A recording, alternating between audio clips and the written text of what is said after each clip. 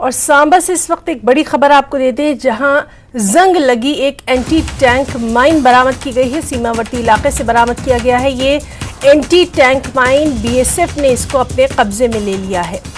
तो अहम खबर सांबा से, जहां जंग लगा एक एंटी टैंक माइन बरामद किया गया। सीमावर्ती इलाके से बरामद किया गया है एंटी टैंक माइन और बीएसएफ ने इसे अपने कब्जे में लेकर अब जांच शुरू कर दी है। तो सांबा से ये अहम खबर तस्वीर में आप देख सकते हैं। जंग लगी एक एंटी टैंक माइन बरामद की गई है।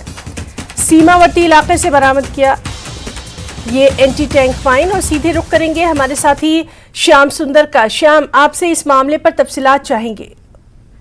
जी हिना, बिल्कुल।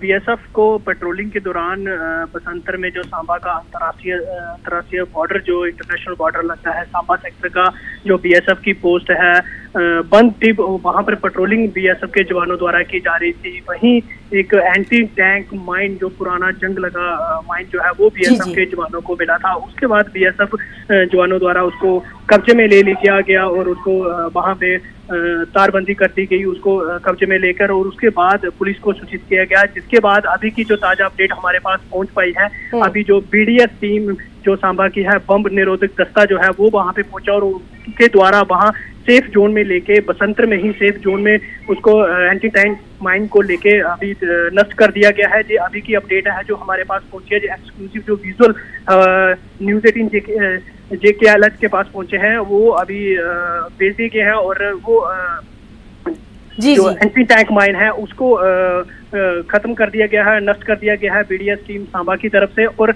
आपको ये बताते हैं, जिन्हें कल मामला ये बीते रात का है, जब रात के समय शाम के वक्त तो बीएसएफ की पेट्रोलिंग पार्टी है जो बॉर्डर पे गश्त करती है, और उसी दौरान बसंतर, जो सांबा सेक्टर का इंटरनेशनल बॉर्डर लगता है, बसंतर के वहां से ये एंटी टैंक माइन, जो एक जंग लगा एंटी टैंक माइन था, वो बीएसएफ के जवानों को वहां पे मिला था, जिसको कब्जे में लेने के बाद अभी बीडीएस टीम जो सांबा बम निरोधक दस्ता है उसकी तरफ से उसको नष्ट कर दिया गया है।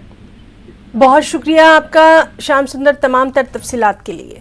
तो हमारे सहयोगी श्याम सुंदर इस अहम मामले पर तमाम तर तफसीलात दे रहे थे।